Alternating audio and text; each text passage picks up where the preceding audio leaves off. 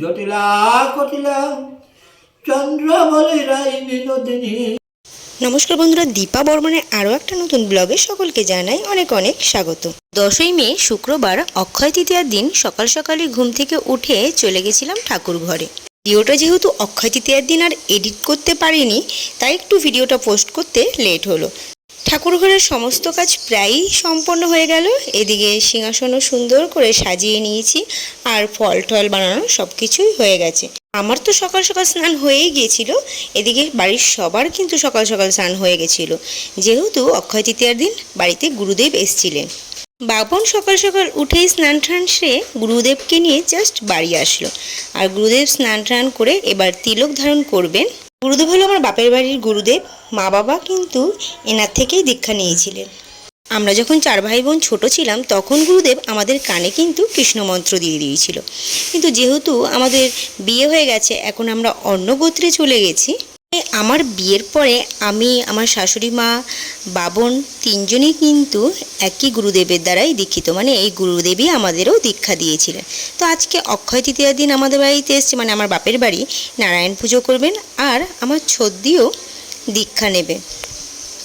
গুরু বাবা আগে নিজে তিলক ধারণ করলেন, তারপর এক এক করে আমাদের সকলকেই কিন্তু তিলক ধারণ করিয়ে দিয়েছিলেন।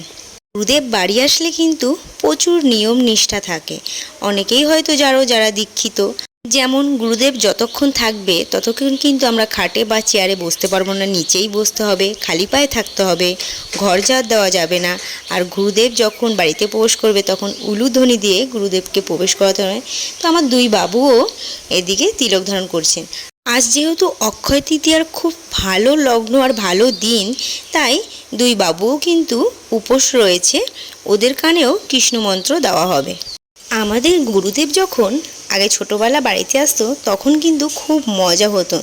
তখন তার বয়সটাও অল্প ছিল, তখন বাড়ির সকলের রান্না কিন্তু সে নিজে হাতে করতেন আর আমরা সবাই মিলে খুব মজা করতাম। আর গুরুদেবকে নিয়ে গঙ্গায় স্নান করতে যাওয়া, একসঙ্গে গল্প শোনা, তার পাঠ শোনা, খুব আনন্দ হতো। সে কথাগুলি খুব মনে পড়ছে। এদিকে আমার গোছগাছ পুরো হয়ে গেছে, সমস্ত জোগাড়যন্ত্র হয়ে গেছে, ঠাকুর ঘর সাজানো হয়ে গেছে, ফল বানানো, নৈবেদ্য সাজানো, সমস্ত কিছু গুছিয়ে নিয়েছি। এবার গুরু বাবা এসে পুজোয় বসবেন। আর গুরুদেব বাড়িতে আসলে কিন্তু পুজো, সন্ধে, 3 বেলা ঠাকুর সেবা কিন্তু তিনিই করেন।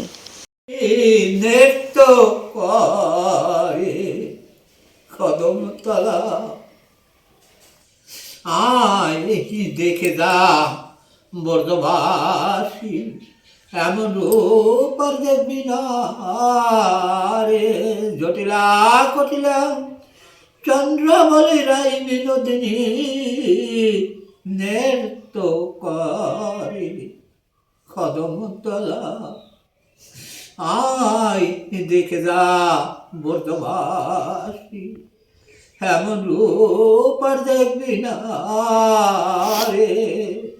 শঙ্কচার্য গধা পদ্ম চতুর্ভুজধারী, এ ছেলে যে মনুষ্য নয়।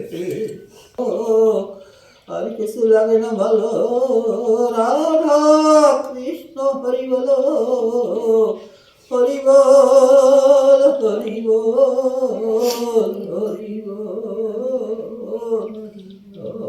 হরি বল।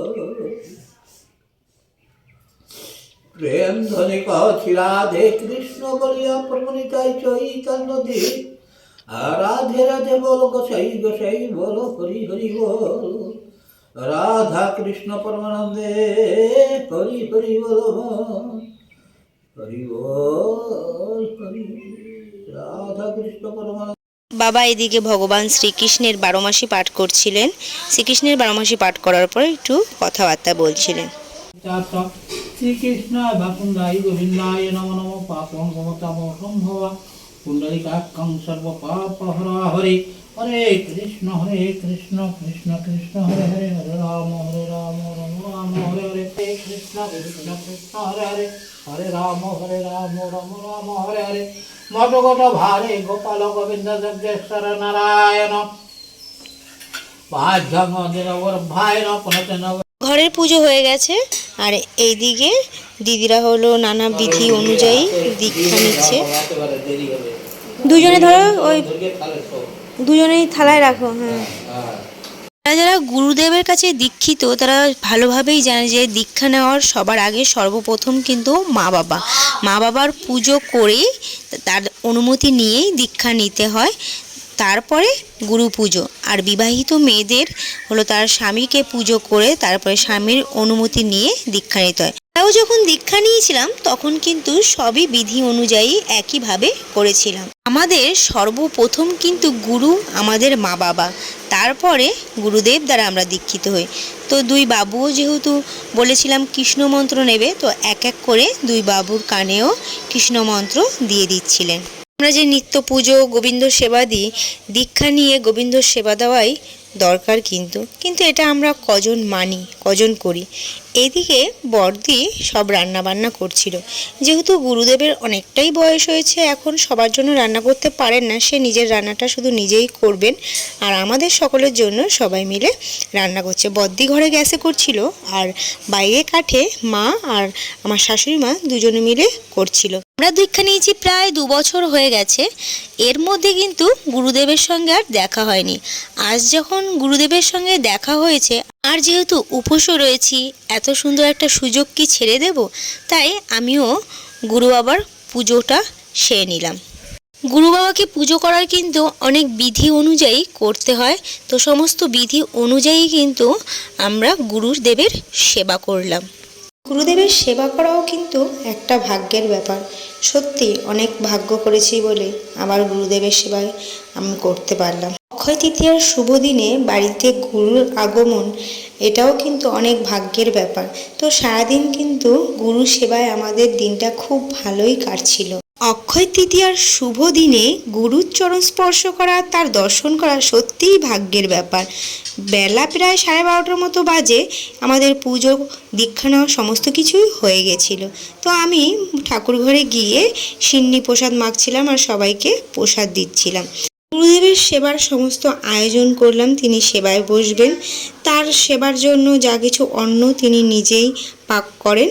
এখন যেহেতু গুরু বাবার অনেক বয়স হয়েছেন, তিনি রান্না বান্নার ঝামেলায় যেতেই চান না। তিনি নিজের মতো সেদ্ধ ভাত, দুধ, কলা, মিষ্টি, দই দিয়েই সেবা করবেন।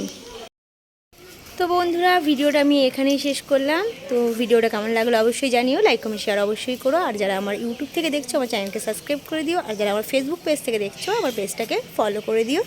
দেখা হবে নেক্সট ব্লগে। টাটা।